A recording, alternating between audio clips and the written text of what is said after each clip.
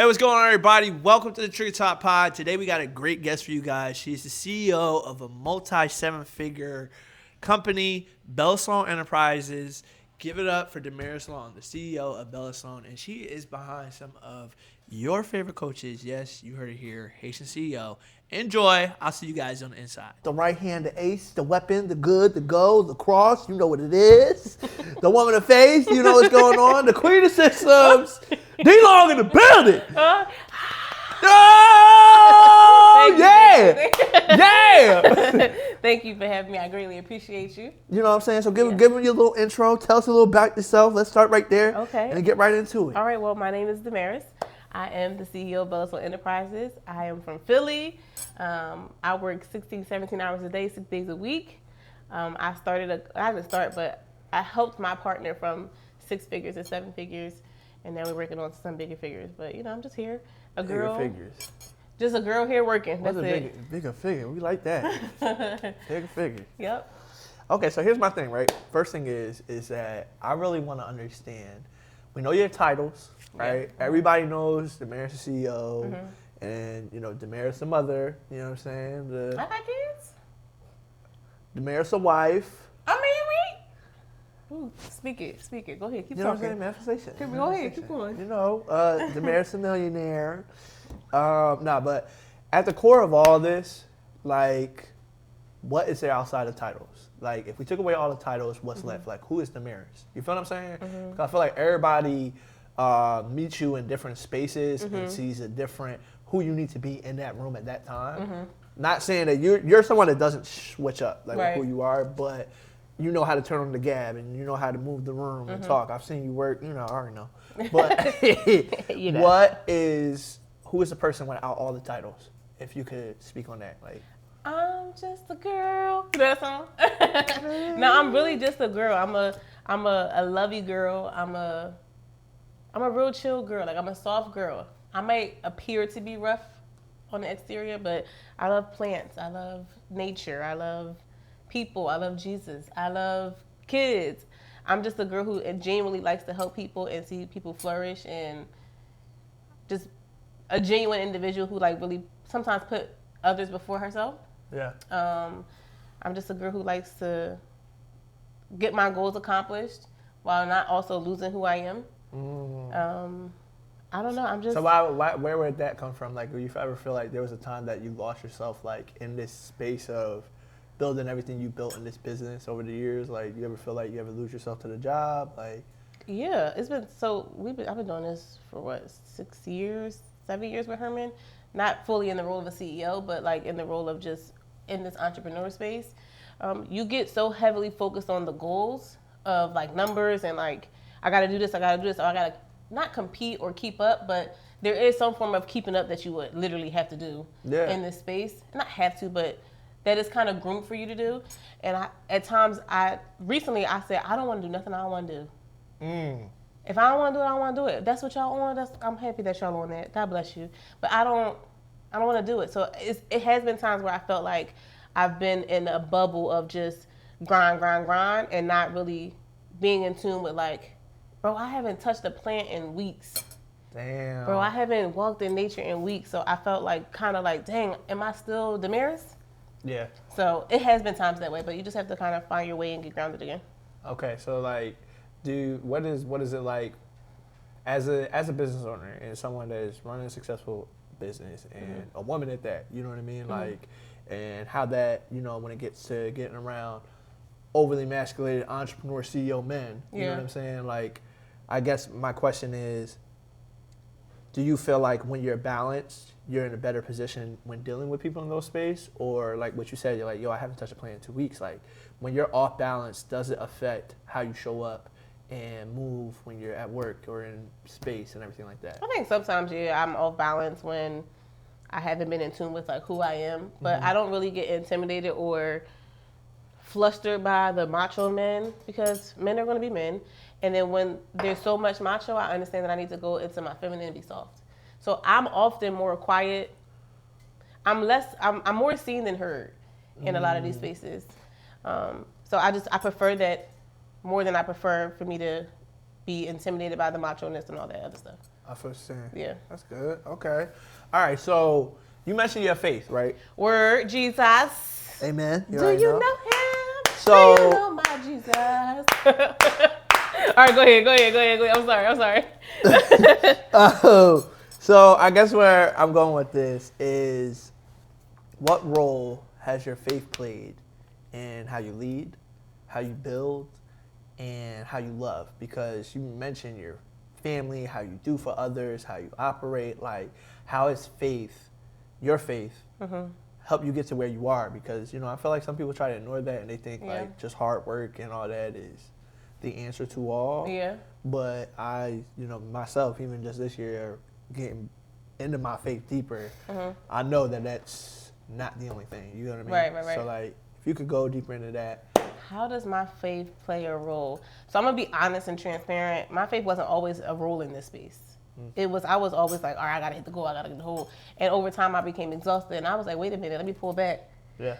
Jesus, what am I supposed to be doing? I don't know why I'm here. Lord, please. No, for real. It was like that. I'm clipping that. No, for real, it was like that. And I used to be like, oh my God, I'm overwhelmed. Because over time, I think a lot of us, and I can't speak for others because I don't know what their faith and how they walk and what they do, but it can be overwhelming. And for me, I would rather just depend on God and what his purpose for me is and like his timing than my own. Because my understanding is not his understanding. So to fully answer your question, it hasn't always been here until I was like, wait, hold on. I feel like I'm completely losing who I am and what I like. So then I would wake up in the morning and pray. There was points in my life where I was fasting and praying just for our business and our branding as a unit. I literally remember that. Like, there were days where we would come to shoot day and you'd be like, oh, I'm fasting right now. Or I'm doing this because of church. Or like, you would talk to me real quick, like, nah, I'm at this. Yeah, so I'm just saying, speaking on that. Really, some people be saying that and they don't really, you know what I mean? Well, because it's important because he has the answers for literally everything that you need. So there's times where I'm like, I think we need to go on a fast. Herman and I will pray together during certain situations. So I think keeping him the center of everything, it don't have to be something extravagant. I think people think that putting God in the center is like this extravagant thing. Literally praying before you do something and waiting for him to answer you, or just walking in the calling that he told you to be in. It's literally putting him in the center of it all. So I don't know. At times it wasn't always there, but then I brought myself back to it where I started fasting and praying and pray before work or pray before meetings or pray before shows and talk to Herman and Herman and I pray, stuff like that. Yeah. Okay, all right, shoot. All right, so when did you first feel called to build something bigger than yourself? I never felt that. I keep telling y'all people, I was thrown into this. I ain't asked to be here. I did not apply to be here. I didn't put my resume in here. This man said, this is what we doing, and this is where it's at. And I think that it was more so of what he saw in me, the drive that I did and the drive that I have and the care that I actually have for his brand and for him as a person. Because me and his brother were friends since we were like 13, 14, and I went to high school with him. So we were more like family friend. And then I was like, genuinely took a concern. Like, I seen how he was working so hard in the spaces that he was in, like trying to work a 9 to 5 and start Bella Sloan Enterprises. And he was missing out on all the vibes. I was like, bro, you need help. And he's Haitian and he's stubborn, so he ain't want the help. So I just constantly pushed in that. So to fully answer your question, I didn't think I was called for this. I didn't think I was made for this. I didn't think this was what I was supposed to do. It just so happened that it was there. You know what? I disagree now. I think I'm going to be the first person to challenge you because you just said it, though. What? When you saw he was missing all the vibes, he was buried in his work, he was working a 9 to 5. The calling to be something bigger was seeing him go through what he was going through. Oh, wow, okay. You know what I'm saying? Like, even like with, like, I'm not saying it's spirituality, but like that was God telling you someone needed you and that it was time to move differently out. Because now your whole dynamic changed. Yeah. Right? Like, were you working a job at first when you started locking in with him? Like, I had that year I had 5 W-2s, baby. I was working. And then look, you knew before you made that decision, I'm adding a 6 to the 5 now. Yeah.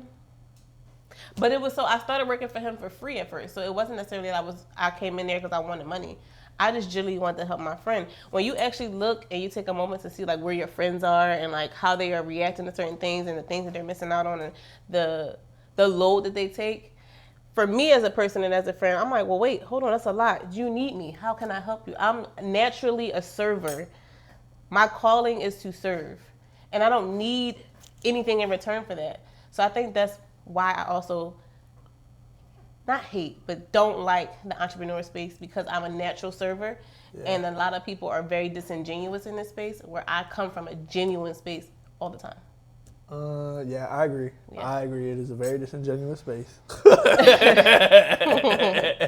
everybody, but not everybody, but no, like I would say a calm 80%. Like calm 80%. Mm-hmm. You know, there's a lot of entrepreneurs, but that 20% could be very big, but not 80, calm in my experience. But look at you giving me a little something. That was nice. I didn't think about it that way.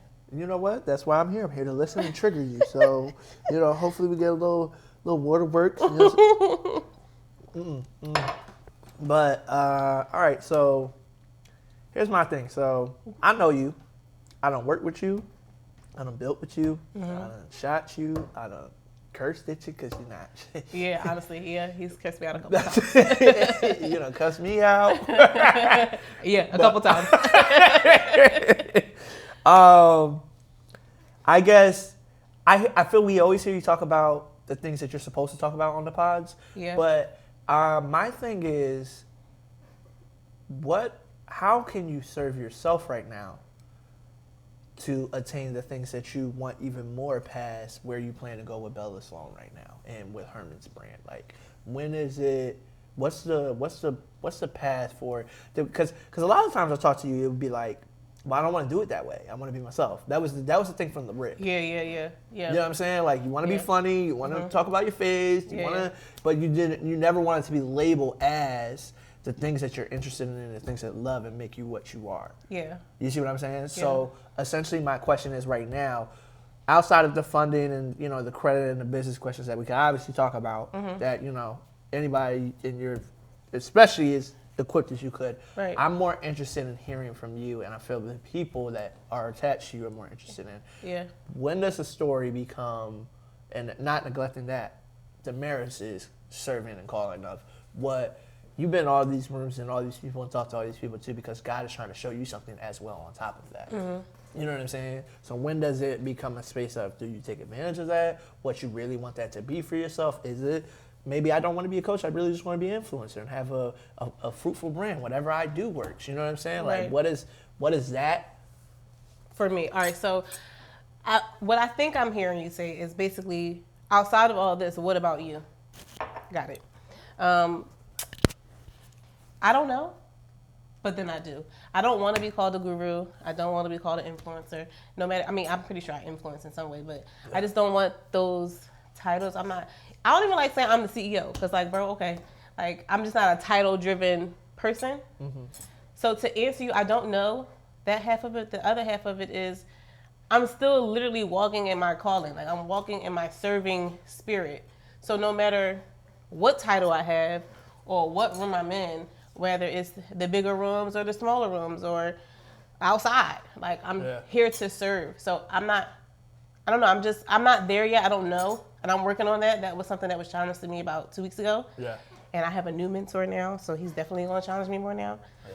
So I truly don't know yet, because I've been focusing on just serving the people, and I genuinely enjoy serving. So I don't know. I have no idea. It's going to come.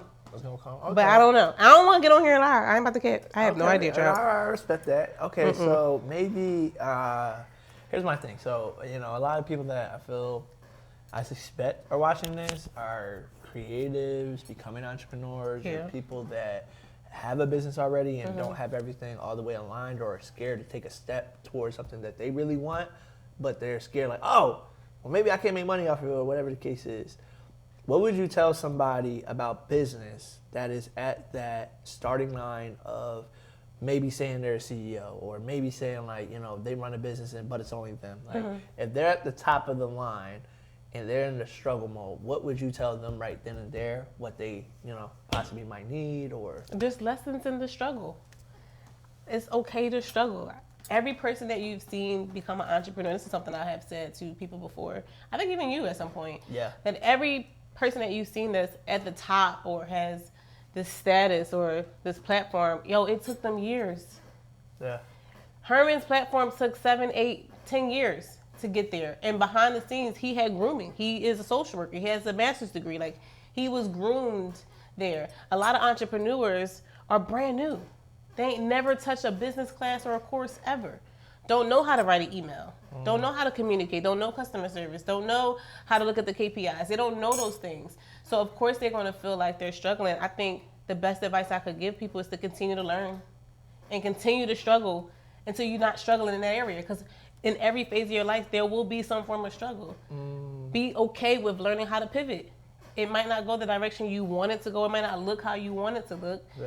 But sometimes you just have to pivot. Yeah. And I think a lot of the new entrepreneurs think that everything is going to come easy and quick and somebody's going to hold your hand and walk you through. Some days it's going to be you by yourself with your thoughts and your notepad and your phone and ChatGPT nowadays. Yo. Talk about it. So I just think that be open to learning, and the struggle part is not always hard. It's not always the worst part of your life. It's probably the best part because you learn so much in the struggle. Ooh, you know what? I was thinking about all the bad things that happened today, like just like in general. You know, like sometimes like life just catch up. Yeah. And the one mindset shift that I finally got today was like, I was like, dang, like all these things that didn't happen for me, all of the circumstances. You know how to talk about where you start on the line. Mm-hmm. And like, proof to what you said is like, no, like I'm a warrior now, right? I endured battle. I got through it. I went through another battle. I got through it. I went through hell and back. I got through it. I done been so, you know what I mean? But I got through it. But I think like what you're saying is just like the struggles, they start to become stars on your jacket. Bro. Victories. It's like, it's a process. Like, I'm going through a struggle right now. There's nights where I don't sleep. I'm physically like sleep. But my brain is like, oh, and I wake up, I'm exhausted, I'm frustrated, I'm overwhelmed. I get overstimulated very fast with all the stuff that I have to do, with all the roles that I play. So everybody struggles. We all struggle. So even though these people get on these platforms and make it look like it's easy, baby, they take losses. We took in $100,000, $250,000. Like we took losses in this thing. So it's going to be some struggles. 200,000 is crazy. Listen, bro. I was like, Lord, the mortgage is due. What am I going to... I can't do it. Okay, all right. So I guess here's the real game, right? Here's the real question. I asked you this in person, and the answer you gave me was so valuable. I wish I recorded you giving me this answer. I hope I can answer it the same way because I don't be remembering. Oh. Now. What does it take today, like given what you know, to essentially break into the space and have a successful community? I don't even know. I don't build. know. No, I don't even know what I said when I talked about But you know what I mean? Like, what does it take? Because I think essentially, right? Like, we sit here and we're like, yo, I think that possibly I could do that. I got all the game. I'm the best kept secret. I ain't nobody. Like, you know, I'm somebody, but they just don't know I'm here yet. Oh, yeah. Like, you get what I mean? And I know that I help people and I influence anybody I talk to, and they see value. Like, shoot, all right, well, I'm gonna do this now, and I'm gonna commit to it. What do you feel it takes to be? Is it luck, or what can you do to guarantee, like, all right, I can go execute on this tomorrow morning or right now? Like, what can I do to get towards that faster? Get towards what, like your particular, like, wait, say the last question. Say the question in full right now, and then I'm answering you. So I'm saying, how do you go in today's generation, break into the coach space, but be a successful coach, a house name coach? You see what I'm saying? Like, if I had 0 followers today, but I had a lot of game on, it could be anything, you know, like lighting or something. I don't know. Right. Oh, gotcha. And I'm like, no, I want to be seen in this world. What do people need? Like, there are people that say they want to do it to you all the time, but then do what to me? I am a wholesome woman. Do what to me? Do it what? Bye, boy. But you know what I'm saying? Yeah. Like that. What does it really take? Because, you know, sometimes it's. I think I got your question. So basically, what does it take to kind of break the veil? People got to know, love, and like and trust you. And they have to know you. They have to like you. You got to be in the room. You got to, like, show up. yeah, you're valuable and you have information in your head, but I don't know that. Not you per se. Like, No. But That's I don't great. know that. Like, Yeah. how do I know that? How do I get to know that what you're saying is not? Because again, in this space, there have been some disingenuous people and it's been scammers. So a lot of people, especially in our culture, are not really willing and open to give money. Especially you feel as confident as you feel, and you like bet I'm gonna charge $5,000. Baby, you ain't even got receipts to charge that. Granted, your value may be that. I'm never going to tell anybody that's not their worth. Because your worth is your worth and you put that price on there. But in order for you to really be successful with that, you got to kind of produce some type of receipts. And you got to figure out what audience you want to attach to. Like, who do you want to attract? So they got to know you and you got to show up. And then sometimes you won't get an immediate return. Build the relationships, because those relationships will help those doors open for you to be able to get the fee that you're looking for. And it might not even be a fee. It might just be a relationship that you're looking for too. Yeah. So in order for you to get that and to answer your full question, how do you break the veil? You have to show up. Yeah. And you got to show up as yourself and show your value. Don't just talk a good game. Really bring the value to the people that you're looking to do business with. Don't come to me and tell me you're trying to sell me a Benz and I already got one. Oh shit. Like, I already got one. What are you trying to sell that to me for? That was good. That was good. Of the person that I know here. Yeah. And I think that giving you this and people being able to hear something they haven't heard yet about you. Oh, it's so much more that I think people haven't heard about me. I think it's just I haven't had, because I'm not one to give up tape if you ain't asked. Like, if you ain't asked me, I ain't about to run tape. Like, that's not me. Yeah. But there's so much more that I do have to offer and to say or to talk about. I just haven't because it hasn't been asked. Yeah. And I feel like my time is coming. The Lord is keeping me in a specific place until there's something that's, pulled down off of me so that I can fly up. Yeah. But it's coming. I have so much more to say. I have so much more to offer. I'm super excited for it. I just don't know when yet. But I think it's coming because, I got a mentor now. So now I'm really taking, like, the thought process serious. I want to retire. By the time, in, like, 5 years, I'll be retired. So it won't be, like, so much of, I'll probably be doing this more, but I probably won't be doing, like, the CEO of Bella Sloan stuff. And that's something that me and Herman and, like, we're all working on. So in the next 5 years, I won't be doing this. I'll be doing something else. That's just so crazy to hear, like, Yeah. that you'll actually, like, when you said that at the joint, I was like, what the fuck am I doing? Damn, like, they talking about retiring? Like, Well, because when you work 16 hours a day, 6 days a week, I just don't work on Sundays. It's exhausting. And I technically work on Sundays because I teach teen church. Yeah. So it's like I'm always working. When I say retire, it's not that I'm never going to not work because I'm always work. That's literally just who I am. Yeah. But when I retire, God willing, I have a husband and I can help him with his little knickknacks around the house or the knickknacks around the house, or help him with his brand and his business, and like just do stuff that if I don't want to, I ain't got to get up today. Yeah. Like I can go to Pilates all day, or I can do the finishing touches of the room, or I could just do other stuff that brings me joy. I could go plant a garden in my mom's backyard. Yeah. Or I can go help a nonprofit, or I can go be around a bunch of kids. Like I genuinely like being around like kids. Yeah. And like encouraging them to be better and to actually like come on their level and have conversations about what's going on with you, like what do you want to be and where you want to go. That's genuinely like what I enjoy, because I feel like a lot of kids don't have people that's truly invested into their lives. And no diss to parents who work like that, because I understand it too because I have children, but sometimes you got to sit and talk to kids like, what do you want? What do you want to do? What do you want to be? And it's okay to change your mind. Yeah. To really give the mentoring that these kids need. Yeah, Yo, man. when I hear that, that's I know I hear you. No, because that's kids, bro. Like that's how I feel. Like that's They the why I always had future. young boys with me. Yo, I had such a crazy. I cry. All right, and I'm a crybaby. People don't know that. I'm a big crybaby. So You're a Cancer. It makes sense. I'm not a Cancer. I'm the Yeah, child of the you Lord. good, I don't do them Damaris. zodiacs. Thank you very much. But what I'm saying is, my daughter had a track meet on yesterday, Tuesday, right? And it was so inspiring to watch this. I literally shed tears. All right, I'm gonna tell you. So they running. I think they doing the 100s, or they doing 100s as a boy, and he's blind.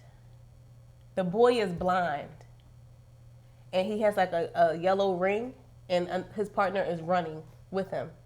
Before I had So this he has to conversation, run with somebody. he's blind, but he's running with somebody like a partner. Uh, The boy ran as fast as he could. He came in last, but he wasn't that far off from those who can see. And he stayed in his lane the whole time. I shed tears for many reasons. Why? Because for one, he has a disability and he's at a disadvantage. He's at a disadvantage. He can't see. He still ran as fast as he could. He had the courage to do so, and he gave it his all. And he's a child. yeah, he gonna kill. And he stayed, he stayed in his lane. Eyes closed, and form was perfect. Speed was phenomenal. I don't know if I could run that fast. And it inspired me so much because there's so many people out here who have resources and have the things in front of them but still complaining. And it's a boy that's running track right now that is blind. Before I told you this story, I would have said, hey, do you think a blind man can run track? Your ass probably would have said no. I actually probably would say yeah. Oh, never mind. You would have probably said no. Any normal person would have said no. Yeah. Right? But I seen it with my own eyes. I cried tears. I called him and I was like, it's a boy out here running blind. I was like, what? And but he understood it. Because he understood the analogy. Because we go through, me and Herman is in a season right now where I don't know if I should say it out loud, but I'm going to say it out loud, where some people really make us hate what we do. Wow. Like, over the past week or two, ever since our last event, we have been like, bro, like, I don't want to do this no more. Like, we've been in a space where I don't want to do this no more. And Herman said it and I agreed. I don't ever want to be in a space where people are making me not want to do what I want to do. And that's why I think that moment meant so much to me, because this boy has a disadvantage. He can't see. He is blind. Yeah. And he got a partner that's willing to ride out with him and help him stay in his lane, but he gonna keep pushing through all he got. And you gotta run just as fast as he runs. Yeah. And he stayed in his lane, blind and all, and ran as fast as he could. Form was perfect. It was so touching to me. I just loved it. I loved it. It was all that. Bruh, you know what? It's crazy you said that. God works in mysterious ways, bro. He does. So, I'm just gonna speak on it because you said what you said. Mm-hmm. Bro, I would say in the last year, like when I didn't really work with y'all, y'all know how many times people made me hate doing what I was doing? Like, I just like, and then like, when like I got clipped from Shoes Agency on my birthday, and I was like, Hey guys, my name is Damaris, CEO of Bella Sloan Enterprises. If you are interested in joining Bella Sloan Academy, click the link below. We have so much information to give you: financial literacy, wealth management, trust, insurance. There's so much information. Click the link below. Join Bella Sloan Academy. I promise you won't regret it. Yo, gonna roll up, like that shit I didn't take it well. Like, right. Like when I got off the phone with y'all, yeah. Man, no, I didn't take that shit. I didn't take it well at all. Right. Like, I got my birthday present. She tried to record me, see me all happy, but I was just like, you was in your feels. Cause bro, like I was there for so long. Like right. I showed up sometimes for free because I was really like trying to show like, nah, I want to be here. Y'all make me like doing what I do. I like the way this is. I want to be here. I work with assholes. I work with other people that do what y'all do and they don't treat me right. Like that feeling. And then like understanding that at that moment, like, and then I think I had also taught in the community before that day. And it showed me, I was like, damn, like I actually like this. I like speaking, but also it's like why I haven't been showing up and haven't been aggressive. It's like what you said. I don't want to be the AI nigga. I don't want to be the Brandon nigga. Right. I'm a guy that knows a lot about these specific things. Right. Because I use them to get myself ahead. Right. You see what I'm saying? Yeah. And like, being a cameraman, I hate to say it, and why I forced myself to do what we're doing right now, I've learned to hate what I do, and what I love to do is have these conversations with y'all when we're at content day or when we're in the car driving back. Like I love just to pick our brains and see where bro, we are. I'm sitting there asking y'all questions, and we're sitting there, we talk about all kinds, and I'm like, that's the best part of shoot day to me. I think it's therapy too. I think it helps you be able to maneuver through your journey as an entrepreneur too, because you go through ups and downs just like the rest of us. But I think when we do get in a space where we don't like what we do, based off of the reactions that we get out of people, I think we need to take a step back and see what we're doing to have this. Like, is this community what we still need to serve? Yeah. Are we? Is it time for us? Have we outgrown this, and now it's time for us to move on? That's the conversations that we had. Like, I think we have outgrown this space, and now we need to be in a space where we're a little bit less accessible, and we're moving on to those who deserve the genuineness that we have. Because me and Herman are genuine people. Like, we genuinely want to see the community thrive. Yeah. But when you got a bunch of complainers and a bunch of whiniers and oh this and that and why am I invested? It's just like, bro, do the work. Just do the work. Yeah. If I give you one thing and this one thing gonna make your money back, why are you mad at me about this? And now granted, I'm not gonna they're mad at themselves. But wait, but I'm not mad that you're mad about this. What I'm mad about is that how we're not making this a priority. You have the right to be upset about this because I didn't deliver on this. Maybe I didn't do a good job having a conversation about this. I'll take the accountability for that. But baby, I gave you this. This gonna make you the bread and butter. This is just a free trip or a free voucher or a picture. This is light compared to this. Because once you make this is null and void. Think about it.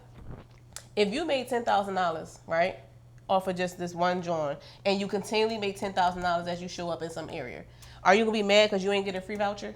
Fuck no. For $200? Fuck no. I'm not saying that's a scenario, but I'm just saying. No, I'm dead ass. Would you be mad? Hell no. Hell no. Like, I'm not mad about no damn free. Yeah. Cause I just made, bro, what? Yeah. You know how many gift cards I let sit? But see, listen, that's the power, right? Like, you just said to me, you want people to know and trust you. Yeah. And essentially, right, I think there is a way, because one thing I learned about, finally did a real community sprint, like myself by myself. I didn't make a lot of money, but I did the last quarter of 2024, I taught branding for 12 weeks. So that's what really that's fire. Yeah. I didn't know that. Yeah. Okay, high. And I have success stories, people have going viral. Oh, Yeah. That's it. So, but what I did, I had so many different types of people though. Okay. I had people that were doing the work, people that weren't doing the work. But what I did the whole process is I built so much trust because I was so transparent about how I felt about their work ethic, how I felt about how they treated me, how I felt about how they affected me. Yeah. And it's what you said, because I know if I dropped anything for them to buy from me, they were going to buy. And I did, 100% conversion. 100%. Every person in that room bought it. I knew every person personally. I had her teach coaching. She did confidence coaching with them and built their confidence. Like, because you gotta be confident to post on social media and show your face. Like, you need that. So it's like, that was the accountability aspect of the program. Yeah. You know what I'm saying? So like, being able to finally get in that position and work with students. And like, I have a small group right now, 7, but I'm building up slowly my monthly join. But even in doing this, it's like, yo, the best rewards, like, don't overshare, obviously. You already know, don't overshare. But, like, I have those boundaries. But when it comes to being honest with them, because it's like, yo, like, yeah, you're right. Like, sometimes you got to speak your truth. You see what I'm saying? Like, how you just said it, the way you framed it and stuff like that. It's like, yeah, sometimes y'all get all this shit for only $50. For only, bro, and that's the part that be bringing me up. $5, $2, like. It burns me up. I need this. You just need more. It's like, stuff is never enough. Yes, sometimes it don't go well. Like, sometimes I gotta take accountability. No, I didn't deliver well on that communication, or that wasn't really the best. But, bro, you want more? You want more? I gave you you want more? You mad at me because I didn't deliver on this for you, right? But now because I didn't give you an apple, you want my whole fruit basket? How dare you? What am I gonna eat? Oh. What am I gonna eat? You want I ain't give you. You don't want to take the orange? Oh, that made me feel bad for taking the chicken. What chicken? She had chicken. she had. We was homeless person outside. They said they wanted chicken. I bought me and her a whole basket of chicken. I gave them my chicken, and then I thought that she would share with me, with her food. And I was very, very, very wrong. She left me French fry and chicken bones. She didn't give me one piece of chicken. chewed up fries and everything. That's a different conversation for another day, honey. But you can't expect because you gave up your food that she got to give up her food. Now, am I saying she right? No, but you ain't supposed to expect nobody to give you nothing more because you gave away your stuff. Because you wasted your time. Because you didn't use the resources you had. And you want me to give you more off of the stuff that you did not read, that you did not. No, you wildin'. So what? And you gave it to her. Yeah. It's hers now. So don't matter that you paid for it. It's hers. That's your problem. You shouldn't have expected that. Now, man, you wrong. You should have gave that man a piece of chicken. You know he gave it away to the homeless. What? He does this after somebody's been drinking. Oh. You get what I'm saying? No. It's late. It's like 1 a.m. She trying to sober up. You've been partying. Y'all should have. Yeah. He could have gave him 4 pieces of chicken or something. We could have. You gave the whole thing away. He gave the whole God thing. Bless him. He blessed somebody. God bless him. Now, when he get his blessing, I got you back. Hold on. I don't care. When he get his blessing, don't you be trying to stick your hand in that pot. Yeah, He's going to take it all for himself. I got you back. Don't worry about it. But I wouldn't do that. No, I'm teasing. I'm teasing. No, not even teasing. Just like, I just felt like if I did that, God would kill me. God will not kill you. Like, Cynthia, Luna, she baby, she good. Oh, yeah, she got all that. Who, what? You thought the pod was over? Oh, you got all that? You still recording? Yeah. I stopped at 1 point though before y'all said Oh, yeah. Well, that's good. Oh, that's good content. See? Ah. I like how you did that. So this was really good. This part of the conversation, probably my favorite part. Really? This is really good. Oh, You got some good content. That's you got nice. some real good content. Well, but I know I love y'all. Trigger Talk Pod, we are really out this time. For real this time. He tricked me the last time. See you on the other side. Bye, guys. All right, guys. Thank you. That's a wrap. I'll see you guys on the next one. Go drop a comment. Maybe drop a comment on someone you might want to see in the future. But we'll see you next time. Hope you enjoyed the Trigger Talk Pod. See you on the next one. Thank you. The other one, I don't know, it sounds aggressive. It sounds like you were trying to fight. No, I was just being kind. different parts, right? Yeah, 3 parts.